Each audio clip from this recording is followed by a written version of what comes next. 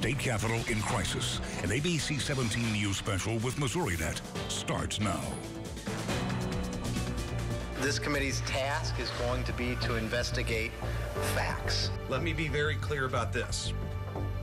This is not a witch hunt. Given the value of the list in question, it is a felony. Let's face it, I think the governor's kind of hit a desperate point. The right decision by signing on to the call for a special session. We'll continue to push in the meantime for possibility for articles of impeachment. This experience has been humbling, and I have emerged from it a changed man. It was misconduct from the beginning of this case to the end. Do you think that the Capitol is in crisis? Absolutely not.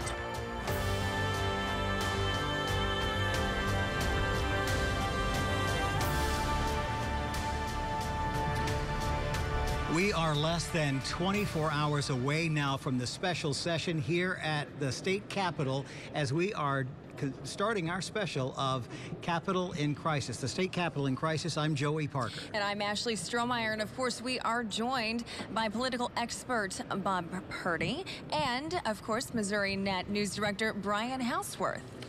We appreciate the opportunity to be live with you guys on the network, obviously, and on ABC 17. We're in unprecedented times. It's going to be a busy day tomorrow. It's going to be a busy night right now. The House, Ashley and Joey, is currently in recess. They're in recess until 6:45, but as you can see, some lawmakers behind us right now. There are still people in the building. Senate's in session. They'll probably be in session, both chambers, until midnight, if not 1 in the morning. Could go much later than that, depending on what happens. That is something, and this is, again, as you said, uncharted territory. And again, we don't know exactly what's going to happen. There's a lot of speculation about what could happen, including the I word, impeachment, that a lot of people are uncomfortable with us talking about, but it is something that we have to address nonetheless. We've both been looking into the process of impeachment, and again, since it is unprecedented, it's been something we've had to figure out. It is. It's been a long process, to say the least, and trying to figure it out and then making sure everyone understands how the process works, I think, has been a challenge as well. It's a little bit different. Let's go through that right quick. Let me tell you about this, because once again, this process is not tried in the Senate, which is the typical way that it is handled with the United States in the federal situation. But in this case, what happens is this committee, it's often a judiciary committee, but we're being told that this is going to be the Special Investigative Committee on Oversight. Once they make the decision that that's where they want to go with this, then it goes to the House for a straight up and down vote. If they get 50% plus 1, and that number now is 82. They need 82 members in the House to push this through to the Senate. And then, of course, the Senate is not going to take testimony. The Senate picks 7 eminent jurists, is what our Constitution calls for. And when that's the case, their job is only to select those judges. And then the judges will hear testimony, and we're going to see exactly how that testimony goes. And if they make a decision, 5 of 7 of those jurists, then, well, we have an impeached governor, and the lieutenant governor in this case, Mike Parson, becomes the governor. So that is exactly how the process works. How it will play out, well, nobody knows that question. Right, but we're going to find out, and we're going to find out very soon, as the special session does start in 24 hours from this time tomorrow. So right after the general session is over, that's when it starts. They have 30 minutes to get to what they have to be doing, and we're going to find out. But I will say that they do have 30 days. The House does have 30 days to get everything sorted out as far as the possible talks and articles of impeachment for Governor Greitens before it is sent on to the Senate, if that's even the case. And this is one of the things where, Bob, let me quickly ask you this. You are a historian. You have seen more than 1,000 lawmakers in and out of this place. You've covered 13 governors, but you've not covered anything quite like this, have you? No, the closest thing I ever covered was the Secretary of State's impeachment a number of years ago when Judy Moriarty was impeached, and then the Supreme Court held a hearing and threw her out of office. So there's never been anything like this. We have to go back even to the 1930s when we had a state treasurer who was impeached by the House, tried by the Senate, but in those days the Senate had to have a 2/3 vote to finally convict someone. They couldn't get that because Larry Brunk was a former senator, and some people thought they weren't going to kick out somebody who was a former colleague. So we have a long history. This is going to be a case of on-the-job training. for these legislators. And what they do, what they learn, and how they go about this is going to be something that future legislators for another 100 years or more are going to be looking back at should this ever happen again in Missouri. And it's interesting because here we are, as you can hear, the bell to call House members is going off right now. This is, if you want to call it, we've been saying business as usual, but it is not quite as usual. Well, I think it's business as usual within the chamber. Sure. What's not usual is what's going on in the committee room downstairs at the House committee. But otherwise, I think the legislative leaders have tried hard to keep the chambers on task, doing the things the chambers ought to be doing. It's a distraction, what's been going on in these committee hearing rooms all this time, but still, I think that the leadership has tried very hard to keep the legislature focused on what the legislature needs to be doing in its regular course of business. And that's something I find interesting. We've, of course, spoken to numerous senators and representatives since all of this kind of started unfolding and the dominoes just started falling. Some of them say it's a big distraction, but others say that they're just going on business as normal. Some say it's moving slow. Some say it's moving entirely too fast. So it's just kind of a mixed emotion from whenever you speak to the senators and the representatives. And I think it just kind of depends on what bills they're trying to push forward. And Brian, did you want to follow up on that? Ashley, I think you're right on the mark about that. Again, it depends on people's perspective. And there's some Democrats that think there's been progress. There's some Republicans that would like to see more. But yet, if you talk to the Speaker of the House, he said we have right now, Ashley, more cooperation between the chambers, the Senate and the House, than we have seen in years. That's his perspective. They have a lot of work to do. We've seen filibusters as well. So that's something he has said. The other thing that we should point out is the governor did make an appearance today. I was just a block away from the Capitol today in the Carnahan Garden, and we were all soaking wet. It started raining very hard down there, but the governor made an announcement about biodiesel. He did not take questions from reporters today. But he did talk about, during his comments about ethanol and about biodiesel and about agriculture, he made a reference to being a Navy SEAL and in training and getting tough training. And when you get tough, you look to the guy on the left and they depend on you. And if you can go another 10 seconds, you can do it. If you go another 30 seconds, 30 minutes. His point was, it was very obvious what he was saying. His point was he is not going to quit. And then he started ripping what he called scam artists, rip-off artists. He was talking about, his words, the tax credit lobby. He took the gloves off today during that address. I mean, it was a hard-hitting talk. And also, when he was giving that speech today, I'm just going to really quickly reiterate what he said today and some sound we ran earlier. He said, this is coming from the governor. No matter how much suffering they want to put me and my family through and my team through, I want to let you know, when I look to my left, I see you. And then there was applause. And when I look to my right, I see your family and your friends and your neighbors and our community. So it seems that he is, as much as he could, going on business as usual. Yeah, but it's not business as usual. But that did sound a lot like the very same speech that he gave down in Texas County a couple of weeks ago, remember? I heard the same phrases. So he's staying on a message at this point. And in many ways, the governor really can't get too far beyond his message because the stakes are pretty high for him, and there's a lot of things he cannot talk about just because he is facing these legal issues and because he is facing questions from the members of the General Assembly. So there are a lot of things that he can't really talk about, but he can still go on the attack. He can still defend himself. He can still be gubernatorial, at least as Governor Greitens defines gubernatorial. And that's what I think we're going to be seeing and are seeing. And one more point to follow up on what Bob said that he did. He directly appealed to rural voters today. That is his base. The boot heel is what put him over the top. Remember, Donald Trump carried the state by 19 points. Eric Greitens won by 3 or 4. Huge impact, and he carried it primarily because of the boot heel in rural areas, and he singled out rural lawmakers. He praised Dan Brown. He praised Craig Redmond, one in Rolla, one in Northeast Missouri, and he was directly, obviously, appealing to the people in the audience who were primarily farmers. That's his base. He needs his base. There were some bikers that were there as well, and some of those bikers came in support of the governor. He's hoping that those people will support him if it comes to an impeachment vote. He needs his base, but it seems, and again, this is just one reporter's observation and some lawmakers I've talked to, he came in a GOP rock star out of nowhere, some would say, again, the outsider, and started behaving, again, if you ask a lot of lawmakers, as if he didn't need members of the General Assembly. And then, of course, it took almost a congressional writ to be able to get him to sit down with those of us in local and state media to talk to us. It was almost like he had a go-it-alone approach, but he has learned and is continuing to learn that's not how state government works. You know, he said after the case was dismissed against him that he's a changed man. And he's a different person now. Right. The question, I guess, now, because you guys cover him, and I'm just a civilian sitting in a quiet street in Jefferson City, is have you seen any indication that he is a changed man? Is he doing anything different? To me, Bob, and that's a great point, I think his message today was more about rural things.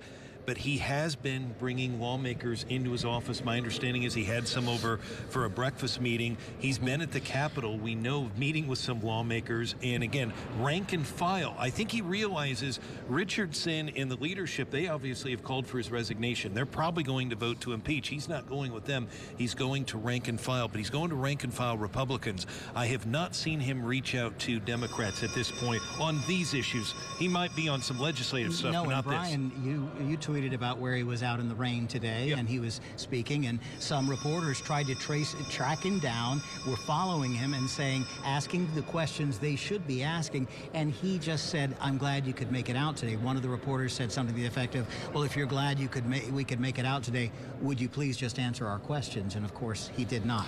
He has criticized people, saying he wants to be able to cross-examine people who have testified with the Special Investigative Committee, yet he has not been willing to, thus far, make his own testimony. All right, and that goes back to the proposed rules that the two lawyers representing the governor's office proposed yesterday to the investigative committee. The cross-examination, of course, notifying the public 24 hours before any hearing is set, and this includes notifying the governor and his team. So these are the rules coming from the governor's office. They're wanting it to be very, very open, and they don't want any kind of nothing secretive. But going back to your question, Bob, it's hard to tell if he is a changed man because everything seems, essentially, it just seems like the same thing. He says the same thing over and over. Like you said, in Texas County, it was essentially the same language. So that's just kind of where we stand with that. We're just here, making sure. Yeah, I've had the impression as an outsider watching that he controls the message. He wants to control the message, and he has no indication that he wants to directly answer questions from people who want to ask him about something he doesn't want to talk about. He's been that way from day one when he was sworn in fact. So I don't think that a lot of this is surprising that he continues that kind of philosophy. But I'm just kind of curious as to whether he is going to mend any fences and whether it's too late to do that. And he used the term when he took office, the term he used was career politician, and that upset even some in his own party. But remember, he was not the establishment candidate. He was not the establishment candidate. He beat Catherine Hanaway in the primary, he beat Peter Kinder, and yet he won, and then he beat Chris Koster. I still think it was one of the biggest upsets we've seen in history. And right now, we are going to send it to our reporter, ABC 17's Lucas Geisler. He has been covering all things Governor Greitens. Lucas, go ahead and tell us what you have for us coming from the state capitol today. And right as we finish with, or seemingly for now, finish with one felony charge against Governor Eric Greitens, he does face another one in the city of St. Louis for computer tampering. That is set to start, or at least start in court, May 22nd. That's when he has a date scheduled with St. Louis Associate Judge Madeline Connolly there. Now, just to give a reminder of exactly what this charge covers, the governor is accused of directing an employee of his at the Greitens Group to send a list of donors that had given to The Mission Continues over to his campaign. And we know that many of those employees and people involved have testified to both the Attorney General and to the House Special Investigative Committee. Now, the way it goes is that Crystal Taylor, the employee, said that there was no confusion what the list would be used for when she sent it to campaign aide Mike Hafner and campaign manager Danny Laub, then that they were going to ask for donations from that list to help his gubernatorial campaign. Now, there is a development in this case just late today, as the Greitens team has accused Laub of giving that list to an anti-Greitens super PAC back in 2015. Laub left the campaign, he was he left the campaign in 2015. Didn't work for any other campaign, but they have called him a disgruntled former employee of the Greitens campaign. Now, they say that he gave it to this anti-Greitens political action committee and that they emailed other people on that list attacking Greitens.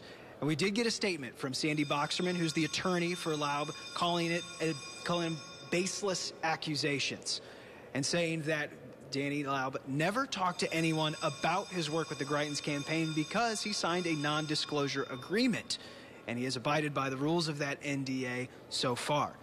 Now, this charge, again, gets to some of the things the House Investigative Committee is looking into. These accusations of campaign finance violations and just how involved was Governor Greitens in some of these violations, possible violations, that they're looking into. Of course, it's also something the circuit attorney is looking into.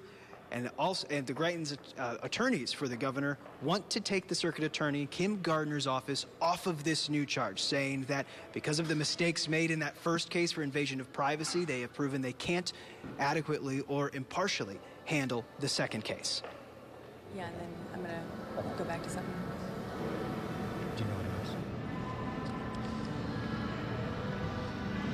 Okay, Lucas, thank you. And then I want to go back to something. Before we did go to Lucas, Bob was talking about how the content and what Governor Greitens says seems to be planned. There was something, if you'll remember back about a week and a half ago, in that second report that came out, in some of the testimony from Danny Laub, the former campaign worker, he said that everything was calculated. Those were his words in the report, that everything that Governor Greitens does is calculated. So that would kind of coincide with what you were saying.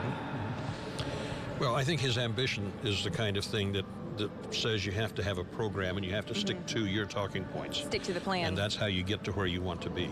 And Bob, one of the things you were talking about when the state, when lawmakers impeached the Secretary of State, the rules, Brian, have changed over the last years and in our lifetimes. Well, they have. It happened in 1988. It was a constitutional amendment. That's the key. It was a constitutional amendment. Amendment 1 was on the ballot in 1988. 1988 in Missouri, George Bush and Michael Dukakis were on the presidential ballot.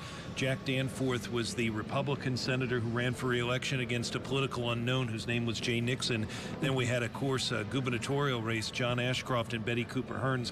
Bob and I remember all three of those. But at the bottom of that ballot was Amendment 1, which changed the time that in terms of the legislature. Before that, we had, and Bob could talk more about this, you had budget bills that were being debated at 11 o'clock on the final night of session. They changed that in this amendment, Constitutional Amendment 1, to where the budget had to be done by the first week of May. Right. And more importantly, and perhaps for this, it changed it to where lawmakers could call themselves into a special session with 3/4 majority. And it's never happened until today. That was Amendment 1, 1988. It passed with 77.78% of the vote. It also changed one other thing, and that had to do with the last day of session. It used to go until midnight, but part of this amendment as well, the final night goes to 6. And your point just before that, sorry. Yeah, and I think anybody who served in the legislature thinks that's one of the smartest things the legislature ever did, was adjourn at 6 o'clock instead of midnight. I remember those nights. That, and they're probably celebrating the fact, or in as much as you celebrate such a thing, that they had the authority to call in a special session without the governor now. Yes. ABC 17's Taylor Petrus has been covering this along with us for the last number of weeks here at the Capitol, been spending a lot of time here. She joins us now. Taylor? Missouri lawmakers have had some late nights here at the Capitol these last 2 weeks of session, some going into the early morning hours. The House actually just starting back up again. They had about an hour break. The Senate is still in session right now. So far, 91 bills have been truly agreed upon and finally passed. That means lawmakers were able to get through at least 8. Today, we told you there were 83 bills that went through in our morning newscast. Now, here's some big ones that were discussed today. The House voted and passed moving up the right to work bill from the November ballot to the August ballot. It passed by a vote of 96 to 47 this afternoon. This piece of legislation was filibustered for nearly 12 hours by the Senate last week before finally moving on. Right to work was signed into law last year. It was paused after around 300,000 people signed a petition. It was originally scheduled to go to the voters in November, but Republican lawmakers who support right to work want to see it happen as soon as possible. Republicans believe it will boost boost Missouri's economy. Democrats are upset because people who signed that petition last year planned to vote in November all along. Also passing in the House today was House Bill 1413. This was talked about for 2.5 hours in the Senate yesterday evening. It passed by a close vote in the House today by a vote of 87 to 62. Supporters say the bill increases transparency within the public sector unions by holding them to private sector union standards. Meanwhile, Democrats are calling it paycheck deception. They say it would negatively impact collective bargaining efforts for employees. Now, over in the Senate today, senators discussed a fuel tax increase that would go before voters in November. If approved, it would raise the fuel tax from 17 cents in Missouri up to 27 cents. That's if voters do approve that measure. Right now, Missouri has one of the lowest fuel tax in the nation. Supporters say this would help fund Missouri roadways as well as the Missouri State Highway Patrol. So a lot happening today. But as we know, it's been an interesting session for Missouri lawmakers this year with the controversies involving Governor Eric Greitens. I asked House and Senate leaders today, both Democrats and Republicans, if they thought all of what happened this year was too much of a distraction. Do you feel like the Capitol is in crisis? Oh, absolutely it is. And I'm looking forward to the day where things are much smoother and we can get back to real legislating and restore some trust back in the legislative process that the constituents want. No, I do not feel the Capitol's in crisis. The House and Senate leadership have worked better together this year than my 7 previous years I've seen. We are working every day to make sure the ship of state is sailing straight. Leaders tell me they plan to work right up to 6 o'clock tomorrow evening to finish out the regular legislative session. Back to you guys. You know, one of the things, too, is that there's a group of Navy SEALs who are basically speaking out in New Yorker magazine. I was reading this morning where they were saying, sort of, we told you, not in such an arrogant way, but they stressed that the SEAL credo reads, I do not advertise the nature of my work, nor seek recognition for my actions. In the last 2 weeks, I spoke to more than a half a dozen current and former SEALs about the spectacular implosion of Greitens' public image. Most chose not to go on the record, but a lot of them are frustrated because a lot of SEALs don't like any SEAL using that as a marketing or political point. Right. And then we are going to head out to Missouri Net's Elisa Nelson. She's going to tell us, actually, we're going to hold off on that for just a second. But going back to what Brian was saying earlier, I want to talk about just a little bit of the impeachment process from the, well, if it were to become an impeachment. How would this work from the point that, you know, they have 30 days in the House? I mean, this could take anywhere from 2 days to 30 days. They have that allotted time frame to get something done, but it doesn't mean that an impeachment's going to happen. That's exactly right, Ashley. It doesn't mean it. A lot of it's going to depend on what they get done tomorrow night. They'll gavel in 6:30. I don't think they'll meet 6:30 because they got to change computer systems. There's a few things that have to be done on those computers in there. I'm guessing at the earliest 6:45. And then the Speaker Todd Richardson has been a little vague on what'll happen. I'm not saying it'll be ceremonial, but a lot of it's going to be just setting the stage. In the Senate, they can't do anything tomorrow night because remember, it has to originate in the House. The only thing they can do is get up and talk. So eventually the House committee is going to have hearings. They'll continue to do that. Some will be open. I expect some may be closed. But if it gets to the floor, they'll have a debate. Right. It would take 82 votes, as you pointed out, to impeach, and then it would go over to the Senate. The question we have that's not been answered yet is, would the governor be temporarily removed from office or not? Some say yes. My sense is it would go to the Missouri Supreme Court. It could, really. And that is something that we're going to head out to Missouri Net's Elisa Nelson. Just because there is a special session called, it doesn't mean that an impeachment will happen, because not everyone may vote for something like that. She has more.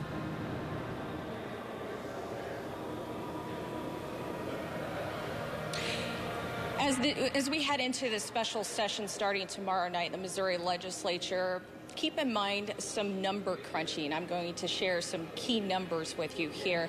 If a special House committee that is investigating the governor decides to launch impeachment proceedings, keep the number 82 in mind. That's how many House votes it's going to take in order to impeach the governor in the House. for the next step in the process to happen. So where are those numbers going to come from? Well, you would suspect that about 47 of the House Democrats, all or most of them, are going to vote to impeach this Republican governor. That leaves you with 35 House Republican votes to come up with. The 5 Republicans that are serving on a House committee investigating the governor, watch how they vote. I also think it's important to keep in mind that back in March, there were 13 House Republicans who signed on to a letter calling on the governor to resign, and that was before more allegations were lodged against the governor. There have been other Republicans who have come out and said they have some real problems with the governor and some of the allegations against him. So keep in mind some of these numbers as this special session gets underway. Yeah. And really quickly, if you can hear the music behind us, they just started playing and it just wrapped up, so excuse me there. May start again. I will say, a lot of people have asked, is this similar to the former President Bill Clinton's impeachment? It is not. It's not. Right. This is a different process, and I think a lot of people are trying to figure that out now. And you know, Bob, I've asked a lot of people here, a lot of lawmakers, and I haven't seen one that seems to be happy about this upcoming situation, about this special session. Well, there's nothing good about it. There's nothing glamorous about a public official who comes under such scrutiny that their career is put in jeopardy by something they are alleged to have done or that people accuse them of doing. You're dealing with public trust here, and the people who hold public office, most of them, I think, are people who really believe in the public trust. And when they see that someone is breaking that trust, or they think they are, they realize that the general public out here, which is already skeptical of the political system, is going to paint everybody with the same broad brush. It's a case of one apple spoils the whole barrel. And so they see the problems that the governor is being accused of having, and they think the public's confidence in them now is also undermined because of what criticism he is attracting. And the other huge issue is very solemn in that you have 2 chambers here, or a chamber and 7 jurists who could possibly override the vote of Missourians, the vote of the people who duly elected this man governor. That's true. The question then becomes, is this the same person they elected? That's a good question. Is the face they saw on the campaign trail the face that they're seeing now? And will the public make a separation there? So this is a key issue for the public as well as for the people in public office. Brian, did you want to follow up on that? Then what it all could boil down to are the words, quote unquote, in office. Now, and Bob's aware of this because there are some, including Judge Mike Wolf, former Missouri Supreme Court judge that's been quoted in some newspapers, that has brought this up. Now, they might say, again, I'm not an attorney, but that is something that they'll have to be looked at because this affair and what's alleged to have happened in St. Louis, that happened in 2015. That allegedly happened in 2015. And that invasion of privacy was dismissed, that charge, but he still faces a very serious felony charge, as are all felony charges, and that's the one of tampering, computer tampering, and that one is a bit different than he said, she said. So, gentlemen, we could talk about this for hours. We really could. I really appreciate you being here with MissouriNet, and Bob, as a historian, thank you so much for joining us. Everyone, thanks again for joining us. We'll see you back here at 9 and 10 tonight. Good night.